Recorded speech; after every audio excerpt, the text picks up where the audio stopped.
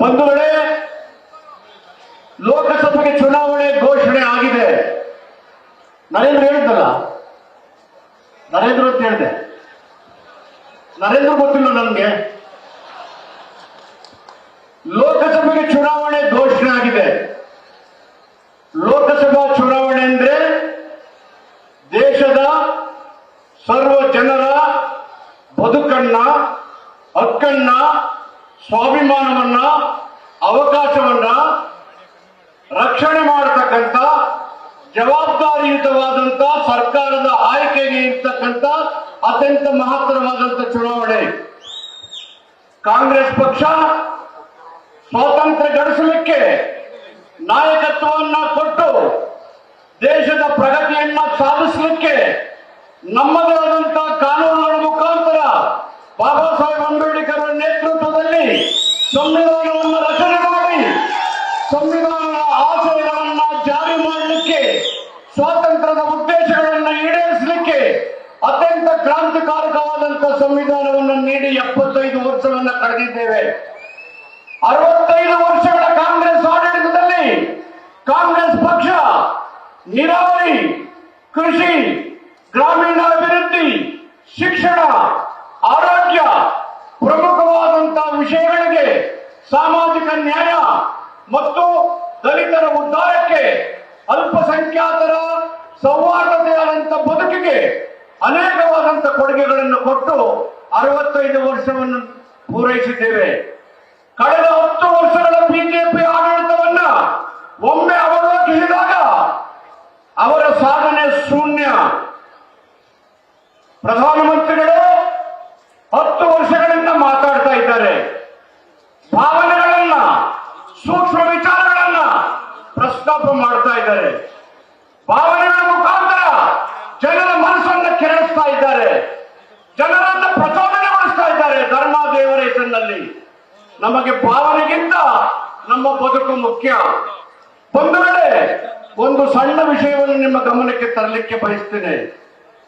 ಪ್ರಪಂಚದಲ್ಲಿ, ದೇಶದಲ್ಲಿ ಕೋವಿಡ್ ಬಂದಾಗ ಯಾವ ಪ್ರಧಾನಮಂತ್ರಿ ವೈಜ್ಞಾನಿಕ ಮತ್ತು ವೈಚಾರಿಕ ವಿಚಾರಗಳ ಮೂಲಕ ದೇಶದ ಜನರ ಆರೋಗ್ಯ ಮತ್ತು ಜೀವನವನ್ನು ರಕ್ಷಣೆ ಮಾಡಬೇಕಾಗಿತ್ತು, ಅಂತ ಪ್ರಧಾನಮಂತ್ರಿ ಗಂಟೆ ಬಾರಿಸಿ, ದೀಪ ಹಚ್ಚಿ, ಚಪ್ಪಾಳ ತಟ್ಟಿ ಅಂತ ಮೂಢನಂಬಿಕೆಗಳ ಮುಖಾಂತರ ದೇಶದ ಜನರ ಬದುಕನ್ನ ಮನುಮಾನದ ಕಡೆಗೆ ನೂಕುವಂತ ಅವರ ಪ್ರಯತ್ನಗಳನ್ನು ಒಮ್ಮೆ ನೋಡಿ. 9 ಕೋಟಿ ಜನರು ಕಾರ್ಮಿಕರಿದ್ದಾರೆ, ವಲಸೆ ಕಾರ್ಮಿಕರಿದ್ದಾರೆ. ಕೋವಿಡ್ ಬಂದಾಗ ಅವರಿಗೆ ಬಸ್ ಇಲ್ಲ, ವಸತಿ ಇಲ್ಲ, ಊಟ ಇಲ್ಲ, ಹೇಳೋರಿಲ್ಲ, ಕೇಳೋರಿಲ್ಲ.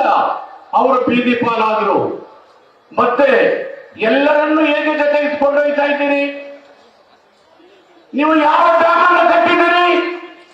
ಬಾಬಾ ಸಾಹೇಬ್ ಅಂಬೇಡ್ಕರ್ ಹೇಳಿದ್ದಾರೆ, ಈ ದೇಶದ ಕೃಷಿಯ ಬಗ್ಗೆ, ಈ ದೇಶದ ವ್ಯವಸಾಯದ ಬಗ್ಗೆ, ನೀರಾವರಿ ಬಗ್ಗೆ ಯಾವ ವೈಜ್ಞಾನಿಕ ಮತ್ತು ತಾಂತ್ರಿಕ ಯೋಜನೆಗಳನ್ನು ಬಳಸಿ ದೇಶದ ಮೂಲ ಕಸುಬಾದಂತ ಕೃಷಿಯನ್ನು ಅಭಿವೃದ್ಧಿಪಡಿಸಿದ್ದೀರಿ? ಕೃಷಿ ಆಳವನ್ನು ಹೆಚ್ಚಳ ಮಾಡಿದ್ದೀರಿ? ಕಾರ್ಮಿಕರಿಗೆ ಹೇಗೆ ಬಾಬಾ ಸಾಹೇಬ್ ಅಂಬೇಡ್ಕರ್ ತಂದಂತ ಕಾರ್ಮಿಕ ನೀತಿಯನ್ನು ಜಾರಿಗೊಳಿಸಿದ್ದೀರಿ? ಸಮಾನತೆ, ಸಮಾನ ಅವಕಾಶಗಳ ಸಂವಿಧಾನದ ಆಚರಣೆ ಮುಖಾಂತರ ಸಮಾಜದ ನಿರ್ಮಾಣ ಮಾಡಲಿಕ್ಕೆ ನಿಮ್ಮ ಆಯವ್ಯಯದಲ್ಲಿ ಕೈಗೊಂಡಂತಹ ತೀರ್ಮಾನಗಳೇನು, ನಿರ್ಧಾರಗಳೇನು, ಮಂಜೂರಾದಂತಹ ಹಣಕಾಸು ಏನು, ನಿಮ್ಮ ಯೋಜನೆಗಳೇನು? ಮೊನ್ನೆ ಹೇಳ್ತಾ ಇದ್ದೀರಿ ನೀರಾವರಿ ತರ್ತಾ ಇದ್ದೇವೆ, ಅಭಿವೃದ್ಧಿ ಮಾಡ್ತಾ ಇದ್ದೇವೆ.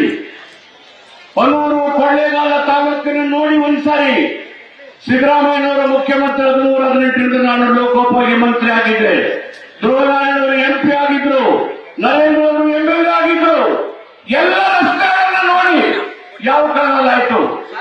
ಮಧುರನಹಳ್ಳಿ ಬೈಪಾಸ್ ನೋಡಿ,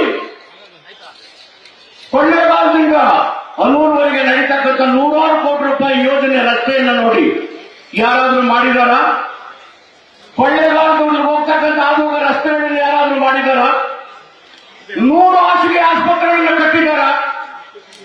ಎಲ್ಲ ಜನರಿಗೆ ವಸತಿಯನ್ನ ನೀಡಿದಾರ?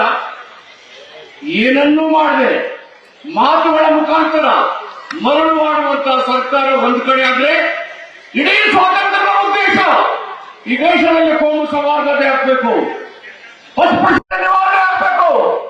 ದೇಶದ ಮೂಲ ಕಸುಬು ಕೃಷಿ ಮತ್ತು ಕೃಷಿ ಆಧಾರಿತ ಬದುಕಿನ ಮುಖಾಂತರ ರಾಷ್ಟ್ರವನ್ನು ಸಮೃದ್ಧಿಯಾಗಿ ಕೊಂಡೊಯ್ಯಬೇಕು ಅಂತಕ್ಕಂಥ ಕಲ್ಪನೆಗೆ, ಸಂವಿಧಾನದ ಆಶಯಕ್ಕೆ ವಿರುದ್ಧವಾಗಿ ಕೋಮುವಾದವನ್ನು ಬಿತ್ತಿ ಮತೀಯವಾದ ಮತ್ತನ್ನು ಜನರಿಗೆ ಉಣಬಡಿಸಿ ಇಡೀ ಪ್ರಜಾಪ್ರಭುತ್ವವನ್ನು ಬುಡಮೇಲು ಮಾಡಿ ಸರ್ವಾಧಿಕಾರ ಧೋರಣೆ ಕಡೆಗೆ ನಿಮ್ಮ ಆಡಳಿತ ಹೋಗ್ತಾ ಇದೆ. ಸರ್ವಾಧಿಕಾರ ಇಡೀ ಪ್ರಜಾಪ್ರಭುತ್ವವನ್ನು ನಾಶ ಮಾಡಿ ಸಂವಿಧಾನವನ್ನ ಮೂಲೆ ಗುಂಪು ಮಾಡತಕ್ಕಂಥ ಪ್ರಯತ್ನದಲ್ಲಿ ಇವತ್ತು ದೇಶ ಅತ್ಯಂತ ಕಷ್ಟದ ರಾಜಕೀಯ ಸನ್ನಿವೇಶದಲ್ಲಿದೆ. ಎಚ್ಚೆತ್ತ ಜನರು ಈ ಚುನಾವಣೆಯನ್ನ ಮತ್ತೊಮ್ಮೆ ಎರಡನೇ ಸ್ವಾತಂತ್ರ್ಯ ಸಂಗ್ರಾಮದಂತೆ ಪರಿಗಣಿಸಿ ಈ ಕೋಮುವಾದವನ್ನ ಮತೀಯವಾದವನ್ನ ಬ್ರಿಟಿಷ್ ಆಡಳಿತಕ್ಕಿಂತ ಅತ್ಯಂತ ನಿಕೃಷ್ಟವಾಗಿರ್ತಕ್ಕಂಥ ಬಿಜೆಪಿ ಆಡಳಿತವನ್ನ ಕೊನೆಗಾಣಿಸಿ ಕಾಂಗ್ರೆಸ್ ಪಕ್ಷವನ್ನು ಗೆಲ್ಲಿಸಬೇಕು. ನಮ್ಮ ನಾಯಕರಾದಂತಹ ಸಿದ್ದರಾಮಯ್ಯನವರು ನಮ್ಮ ಸರ್ಕಾರದ ಯೋಜನೆಗಳನ್ನ, ಜನರ ಬದುಕಿಗೆ ಸ್ವಾವಲಂಬನೆ ಬೇಕಾದಂತಹ ಗ್ಯಾರಂಟಿಗಳ ಬಗ್ಗೆ ವಿವರವಾಗಿ ಮಾತನಾಡಿದ್ದಾರೆ. ಈ ಕಾರಣಕ್ಕಾಗಿ ಜನರಲ್ಲಿ ಜಾಗೃತಿ ಮೂಡಿಸಲಿಕ್ಕೆ, ಅರಿವನ್ನು ಮೂಡಿಸಲಿಕ್ಕೆ 75 ವರ್ಷಗಳ ಇತಿಹಾಸದಲ್ಲಿ ಯಾವುದೇ ರಾಜ್ಯ ಸರ್ಕಾರ, ಯಾವುದೇ ಪಕ್ಷದ ಸರ್ಕಾರ ಮಾಡದೇ ಇರತಕ್ಕಂಥ ಸಂವಿಧಾನ ಜಾಗೃತಿ ಜಾಥವನ್ನ ಇಡೀ ರಾಜ್ಯದ ಮೂಲೆ ಮೂಲೆಗೆ ತಿಳಿಸಿ 140 ಕೋಟಿ ಜನರ ಹಕ್ಕನ್ನು ರಕ್ಷಣೆ ಮಾಡತಕ್ಕಂಥ ಸಂವಿಧಾನವನ್ನು ಬದಲಾವಣೆ ಪ್ರಯತ್ನ ಮಾಡ್ತಾ ಇಲ್ಲ ಬಿಜೆಪಿಯವರೇ. ನಿಮಗೆ ತಾಕತ್ತಿದ್ರೆ ಮುಖ್ಯದನ್ನ ಅಂತ ಹೇಳಿ ಸವಾಲನ್ನು ಒಡ್ಡಿ ಇವತ್ತು ಮತ್ತೊಮ್ಮೆ ಸ್ವಾತಂತ್ರ್ಯ ಹೋರಾಟದ ನೇತೃತ್ವವನ್ನು ವಹಿಸಿದ್ದ ಕಾಂಗ್ರೆಸ್ ಪಕ್ಷಕ್ಕೆ ಅಧಿಕಾರವನ್ನು ನೀಡಿ ಪ್ರಜಾಪ್ರಭುತ್ವವನ್ನು ಬಲಪಡಿಸಿ ಸಂವಿಧಾನವನ್ನು ರಕ್ಷಣೆ ಮಾಡತಕ್ಕಂಥ ಐತಿಹಾಸಿಕವಾದಂತಹ ತೀರ್ಮಾನವನ್ನ ಇದೇ ತಿಂಗಳು 26ನೇ ತಾರೀಕು ಕಾಂಗ್ರೆಸ್ ಪಕ್ಷವನ್ನ ಗೆಲ್ಲಿಸುವುದರ ಮುಖಾಂತರ ಮತ್ತೊಮ್ಮೆ ನಾವು ಪ್ರಜಾಪ್ರಭುತ್ವವನ್ನ ಸಮೃದ್ಧವನ್ನು ಬಲಪಡಿಸಿ ವಿಜೃಂಭಿಸೋಣ ಅಂತ ಹೇಳಿ ತಮ್ಮೆಲ್ಲರಿಗೆ ಕಳಕಳಿಯ ಪ್ರಾರ್ಥನೆ ಮಾಡಿ ನನ್ನ ಮಾತನ್ನು ಮುಕ್ತಾಯ ಮಾಡ್ತೇನೆ. ತಮ್ಮೆಲ್ಲರಿಗೂ ಧನ್ಯವಾದಗಳು. ನ್ಯೂಸ್ ಫಸ್ಟ್ ನಿರ್ಭೀತಿಯಿಂದ ನಿಮ್ಮ ಪರವಾಗಿ.